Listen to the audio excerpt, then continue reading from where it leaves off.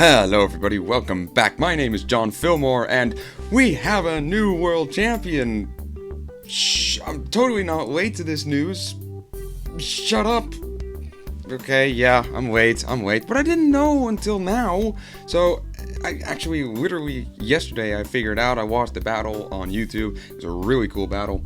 I'm like, you know what, just like last time, we're gonna do an analysis on the World Champions team and a couple of other teams as well, just to kind of see what we saw in VGC. So we're gonna be doing that. I'm very excited for the amount of variety that was present in the VGC. Unfortunately, I've never actually done a tournament myself. I've never actually been really in depth in the competitive world, but from what I can tell from their teams, they're really cool. So we're gonna look at those right now. All right. Now, first things first. Actually, I'm gonna click here. There we go. So this is of course, the Pokemon website, and this is World Championship 2016, the Masters Division Top Cut. So this is for the Masters Division. If you want me to do an analysis on the Seniors and Juniors Division, then I will. But for now, I'm just gonna do the Masters. So it was actually on August 19th to the 21st in San Francisco. That's pretty cool. And because of that, it's something different. We've done it in Tokyo, we've done it in Boston, so we get to do something in San Francisco now. It's pretty cool. So let's take a look at the Masters. So World Champion is Wolf Glick. Now Wolf is actually he's been around the VGC arena for quite a long time, and he finally nailed another World Championship. If I'm correct, don't quote me on that, but if I'm correct, he actually won a World Championship previously, a few years back, and now he's back up to his old shenanigans, right? So let's take a look at his team. Actually, I have that built on the team builder.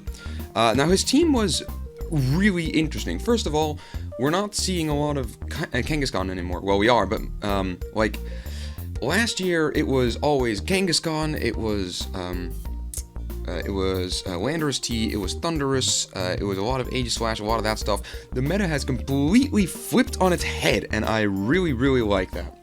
That we have a little bit more variety, right? We saw a lot more different Pokemon in the teams, which we'll go through in a sec. But we saw a lot more variety, and I'm very happy about that.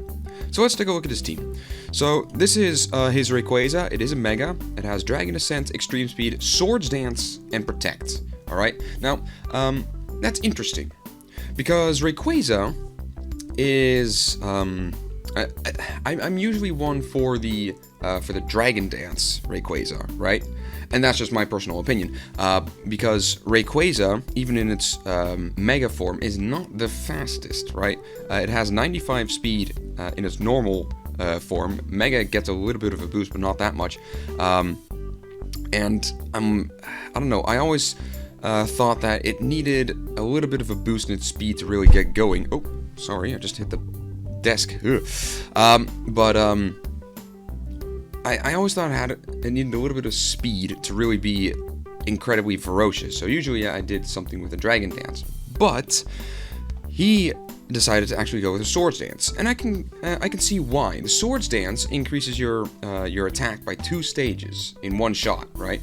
And I think what he tried to do is to really increase his attack in one shot, and then use Extreme Speed, which is a +2 priority move anyway, and that's gonna outspeed pretty much everything. So I think it was kind of smart that he tried to boost its attack to astronomical levels in one shot, and then just ram them with an Extreme Speed, or if you really needed to kill something, with a Dragon Ascent. Now he did actually have the Focus Sash. That's a nice item for a Mega Rayquaza, since it is not the most stable Pokemon. It has a couple of weaknesses, but very nice Rayquaza, and a bit interesting. It's interesting. All right, his Kyogre. His Kyogre was his Primal, right? He had Origin Pulse, Water Spout, Ice Beam, and Protect with a Modest Nature. Now, the Modest Nature actually increases your special attack. Oh yeah, by the way, I'll get that in a sec. But Modest Nature increases your special attack, so That actually is really handy for a primal Kyogre, since it has 180 special attack. So that's one heck of a punch. Talking about natures, I'm gonna go back for a sec. The Rayquaza actually had a jolly nature, so it was actually a little bit faster, right? Decrease in its special attack, but increase in its speed. So just a side note. Okay, so Origin Pulse, Water Spout, Ice Beam, and Protect. Now, Origin Pulse, I can see that working. Water Spout, I can see that as well. But usually I don't see the same, or the same Kyogre having both of those moves, right? Usually it's one or the other. It's interesting that he actually went for two really powerful water moves. Usually, with my Kyogres, I would usually add a little bit more variety, something like a Thunder. But this is an interesting setup, and I think the reason why is because Origin Pulse and Water Spout are absolutely massive moves, because first of all they get Stab and they get 50% boost in Rain, and guess what Kyogre is good at? Summoning Rain. So you get a really, almost an astronomical boost in their power. So I think what he wanted to do is that Wolf said, okay, I want to make this Kyogre just an absolute beast on the field. Don't want to do anything tricky with it. I just want to set it up with my support, give it the room to just absolutely blast the opponent to smithereens. And of course he had the Ice Beam for a bit of coverage. And it did work for him, so he did win. So all the power to him. Now here we go to the support. The support Pokemon. I can't speak. Also, I'm trying to do this rather quickly. Next few days I'm actually not going to be here, so I want to finish this today. I actually need to leave in a few hours, but alright. So Raichu was an interesting Pokemon, an interesting choice. There were a couple of electric Pokemon in this particular sets of trainers, right? In this particular set of Masters Division trainers. You don't see a lot of them, but the ones that are there, they're kind of important.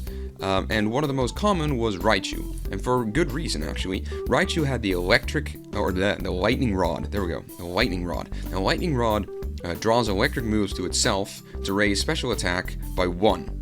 So, and of course electric immunity. But that means not only does Raichu have electric immunity, but so does Rayquaza, so does Kyogre, so does all those particular things that are weak to electric. Raichu is there to actually balance that out, which works very well for Kyogre, because Kyogre, a lot of opponents' Kyogre have Thunder, right? And Thunder always hits in Rain, so it's obvious that you would choose Thunder to put on a Kyogre. But in case it's Kyogre versus Kyogre, you can always switch in your Raichu, right? And the Raichu will then suck up any Thunder moves, or any Thunder moves that are directed to your Kyogre, right? So your Kyogre is then safe from things like electric, and it doesn't really take a lot of damage from ice and water anyway, and then it only has one weakness, which is grass, but you can take care of that with an Ice Beam. So, I mean, you got yourself pretty much covered there. So it's very nice, a very nice strategy.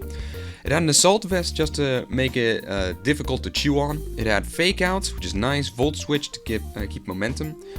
Endeavor, very nasty. Lowers the opponent's HP to the user's HP, and since it doesn't have that high of an HP anyway, that can be very dangerous. And then it has Nuzzle. A Nuzzle is a 100% chance to paralyze. Not the most powerful move, but 100% paralysis. That's good. That's very good. So this way, it's easy to say, I'm gonna send out my Raichu. It automatically gives it support. It's difficult to take care of, and it can provide a lot of support by giving momentum with the Volt Switch to really lower the opponent down with Endeavor, to paralyze it, to fake it out, all that kind of stuff.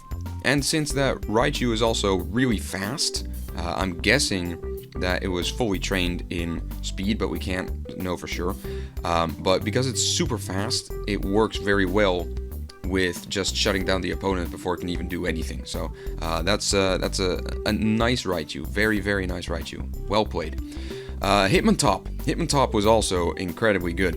It had the Fake Out, so 2 Fake Outs Pokemon.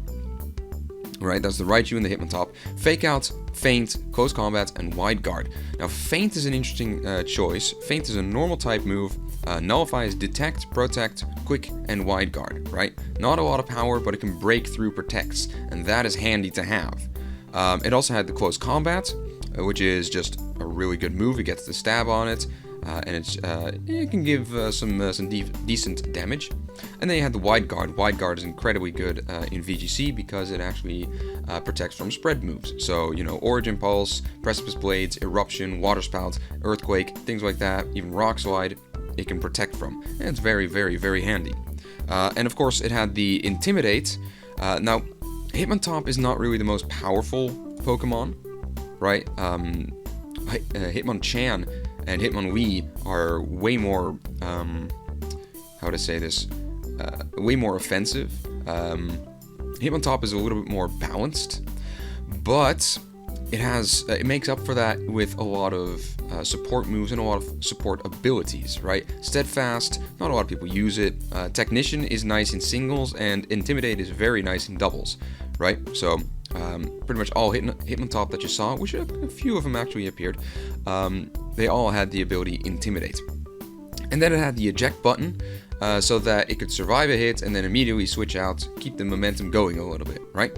So it does actually, it does force a switch out if it is hit, right? It says, okay, hey, I'm forcing you to switch out, which, you know, you need to know when to send out your Hitmontop then and when not to, but it's still pretty cool. It's a cool Hitmontop. Actually, I might make one myself. Hitmontop is a really good support Pokemon, as you can see. Moving on to the Gengar. Now, the Gengar is a Mega, but the Rayquaza was a Mega as well, so that's a double Mega in the team. It had Sludge Bomb, Will-O-Wisp, Taunt, and Protect with a Timid Nature. Oh yeah, and the Hitmontop and an Adamant Nature. Just saying. Okay, so the Timid Nature, just to make it nice and fast, the Sludge Bomb was pretty much its primary attack, which is, 30% chance to poison. It's got a nice stab, nice power, nice to take care of the fairies.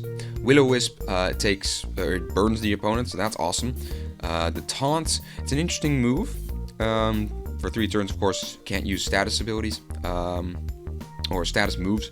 And Protect is there to just, protect. It gives a nice, safe switch in, and a nice, safe way to turn into its Mega. Now, its Mega, of course, has the ability Arena Trap. No, not Arena Trap. Shadow Tag. I'm sorry. Shadow Tag. And Shadow Tag makes sure that the opponent cannot switch, cannot flee, things like that. Which is very handy because if you're working with a Kyogre, then you send out your Gengar, you make it Mega, and then your opponent, if it doesn't have Groudon on the field, then it can't switch out for Groudon, right? And that can be very, very handy because then Kyogre pretty much has, it has the ability to really knock out the opponent before it can actually send in potential Groudon. Because Groudon is a very big counter against Kyogre, and there were a lot of Groudons in VGC. So the fact that there is a way of actually limiting Groudon from appearing on the field so that the opponent couldn't actually switch or anything like that, or even if Groudon was on the field, then you can actually trap it and then switch in your Kyogre. There are some ways to work with that, so it was handy to have a Arena or a Shadow Tag Pokemon on there, just to kind of make it difficult for the opponent to switch. And then, of course, this was also probably built to take care of Xerneas as well. Sludge Bomb does some massive damage on it. Taunt makes sure it can't use Geomancy, and then you use the, just use the Sludge Bomb to finish it off. Especially if you're in your Mega form, you just stand there and the Xerneas can't switch. You can just pelt it with Sludge Bomb till it dies. And then, last but not least, the Bronzong. Now, it had the Lumberry, the Levitate, the Safeguard, Gyro Ball, Skill Swap, and Trick Room. Now, this is an interesting choice because I don't see a lot of Bronzong out there. I haven't done VGC in a while, but still, it's an interesting Pokemon to have, and especially this moveset. Now the Safeguard is always good, protects from Will-O-Wisps and paralysis and things like that. You got the Gyro Ball, which works very well on Bronzong. You got the Skill Swap. Skill Swap, it trades abilities, so that's kind of good if you're relying on an ability or something like that. And then you had Trick Room. So this thing was there kind of just to disrupt the opponents. Just to say, okay, you know what? I'm not having any of this. I'm going to disrupt whatever you're doing, and we're going to have some fun with that, right? So that's kind of what the opponent, or what Wolf Glick did. Now let's look at his opponents quickly. I unfortunately don't have that much time left. So we got the Kyogre, Origin Pulse, Ice Beam, Thunder, and Protect. This is usually the Kyogre that I go for. Modest nature, so that's, works very nice. We had the Primal Groudon on his team as well. Eruption, Precipice Blades, Fire Punch, and Protect with a quiet nature. Increase your special attack a little bit so that the Eruption actually does a considerable amount. IVs and EVs are probably spread into attack and things like that. Works nicely. Yeah, the Gengar, again, Gengarite with Sludge Bomb, Will-O-Wisp, Hidden Power. No, I'm not quite sure what kind of Hidden Power it was. It could have been anything. It depends really on its IVs. Here, it's a Hidden Power Normal, because, I don't know. It could also be Hidden Power Dark or Ice, whatever. It really depends on the IVs. Like, if I switch this to 31 IVs and it turns into a Hidden Power Dark, we don't know what the IVs are, so therefore we don't know what kind of Hidden Power it was. But alright. I could probably look it up, but I'm not going to. Yeah, the Timid Nature on the Gengar, so just make it fast. Pretty much the same thing as we saw last time. Talonflame. Interesting Talonflame. Brave Bird, Tailwind, Will-O-Wisp, and Taunt. So, Brave Bird just to take care of nasty little pokes, just do a crap ton of damage. Tailwind, have some nice speed control in there. Will-O-Wisp, always good. And you have the Taunts, well, I mean, that's good anyway. Now, here it actually says, if we look at his team, it actually says that Talonflame had the ability Levitate, which is not possible because Talonflame can't learn that ability. So, it probably had Gale Wings. It may have had Flame Body, but like 95% of the time, it always has Gale Wings. I mean, it's too good of a ability to resist. So, yeah, the Chesto Berry. Chesto Berry is an interesting choice. Would not have been my first choice, but it actually works very well against things like Dark Void, against things like Hypnosis. The Chesto Berry was there to make sure that if it was Dark Voided by a Smeargle, then it could actually wake up and pelt the Smeargle, and there goes the opponent's Smeargle. So, unexpected, but a nice choice, right? Very nice choice. It was a Jolly Nature, so really depending on its speed, just to be a nice support on the battlefield. Very nice. Manectric, again with a Lightning Rod. This was another Mega, so Mega Gengar and Mega Manectric. Thunder, Volt Switch, Hidden Power, probably Ice. I kept this on Hidden Power Ice. Most of the Manectrics, like 99% of them, no, almost 99.99% of Mega Manectrics have Hidden Power Ice. So, it makes sense that this was a Hidden Power Ice. It probably looked something like this. Alright? And of course, to Protect in order to get a safe, a good safe Mega Switch. So, it has good speed, but I mean, Manectric in its Mega form is way faster. So have a nice Protect to just keep it nice and protected for one turn, turns into its Mega, the speed then catches up to it, and then you can go with a Volt Switch or whatever. Now, the Lightning Rod with the Kyogre, very nice pairing, because the Kyogre, of course, sends out the rain, and it can take, it can really appreciate the support from the Lightning Rod. But with the rain, Manectric also has 100% accuracy on the Thunder, so it hits like a truck while also protecting Kyogre, right? And Kyogre just there to, sweep the field anyway.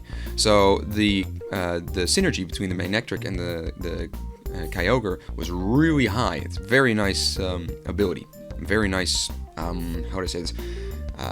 Just a really nice team put together. This is a Bronzong.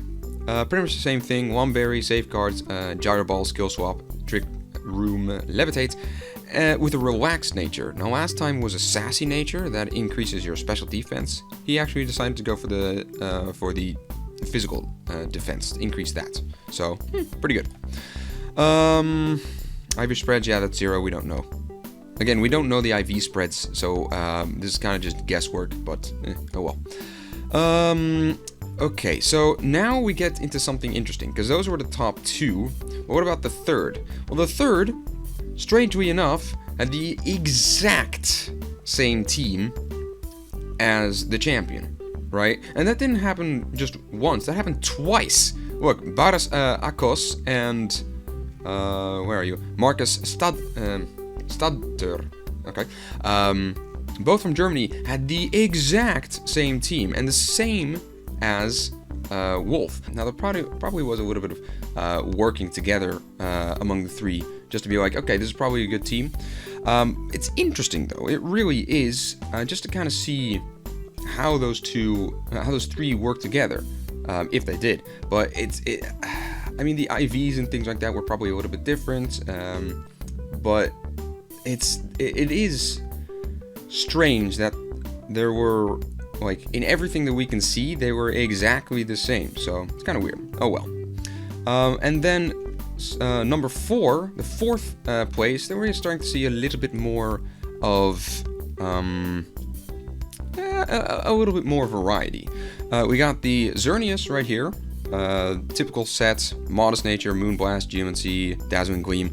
You got the Kangaskhan, so this is the Mega, Fake Out, Sucker Punch, Safeguard, and Double Edge. With the Inner Focus, Kangaskhanite with a Jolly Nature. We got the Groudon with an Adamant Nature, Precipice Blades, Fire Punch, Substitutes, and Protects. That's interesting. Bronzong with a Mental Herb, Heat Proof, Gravity, Gyro Ball, Hypnosis, and Trick Room with a Relaxed Nature. You got the Hitmontop, same moveset, Fake Out, Feint, Close Combat, Wide Guard. You got Adamant Nature, but this time with a Fist Plate. And of course, ability is Intimidate. And the Thunderous, we got the Citrus Berry, Prankster, Thunderbolt, Taunt, Thunderwave, Protect, and we got a Calm Nature. So that increases your special defense while decreasing your attack. You're not going to use the attack anyway. So it's an interesting team. He won 4th place with this, so not bad, Portugal, not bad at all. So those are the top 5. I'm actually gonna now just kind of look through the rest to be like, okay, what was there of interest? Number 6, we had a Smeargle in there, and I can probably guarantee you that thing had Dark Void, yeah, Dark Void, Wide Guard, Crafty Shield, and Spiky Shield. Okay, cool. Not quite sure what Crafty Shield does. Okay. Yeah, the Moody ability, not Baton Pass, interesting, and the Focus Sash with a Bold Nature. Okay, cool. Cool. You had the Amoonguss. Well, I mean, we all know Amoonguss by now. Amoonguss, we got a Salamence here. Again, a Bronzong. A lot of Bronzong this time. And we got the Infernape. We got another Smeargle with probably another Dark Void. We got the Scrafty here with the Intimidate and just Fake Out, things like that. We got a Volcarona here, which is kind of cool. We got a Ferrothorn. Here we got a pretty common set for VGC 2015, which is a Landorus, Thunderous, and Kangaskhan. You got the Kyogre, the Rayquaza, and then a Ferrothorn. Ferrothorn is awesome. Works well against a Kyogre as well. You got the Amoonguss, you got the Kangaskhan, Smeargle, Talonflame, Cresselia, Whimsicott in here. You got another Whimsicott here, a Gyarados, an Arcanine, and a Scrafty. So we got 2 possible Intimidators. Actually, let me look at that. Yeah, 2 Intimidators. Scrafty had Intimidate, and Arcanine had Intimidate as well, with a Helping Hand. Nice, very nice. Let me see. We have a Scizor here, an Yveltal, and a Crobat. Another Smeargle, another Bronzong right here. Meowstic, not very often seen. We got another Smeargle here. We got another Bronzong, Salamence. We got another Smeargle, Cresselia. You're kind of getting the point. Oh, another Crobat. Got a couple of Crobats. Another Gyarados, not very well seen. So we got a lot of variety in there, and I'm very happy that they actually had some variety this year, because last year we did not have variety, like, at all. The metagame was way too focused. And, of course, we have a lot of Pokemon that are just appearing again and again and again, but, you know, we have something new. I'm very happy for that. So, I'm going to actually... Yeah, I'm gonna end it right here. Now, hopefully you get a little bit of an idea how they worked, right? How these masters actually put their teams together. Now, if you do a little bit of calculation, you'll probably see that the teams were not made to perfect move coverage and type resistance. You know, there's not a perfect coverage. I'm thinking. Haven't done actually some analysis on that, and I'm not going to because otherwise it'd be way too long. But there's a lot of move coverage that isn't necessarily there, right? Like, for instance, where are you? There you are. This particular one is a Battle Spot team. You should know it because I made it on this channel. But this particular team has some excellent type resistance and some really good move coverage. But if I'm correct, then the teams here did not necessarily have that. They were more focused on what was going to appear more commonly, right? They made sure that they could take out Groudon, Rayquaza, Xerneas, all that kind of stuff. They focused on the main threats, and they built their team around that, or at least kept that in mind. And that's an interesting way of battling, right? You'll get very far if you can battle that way.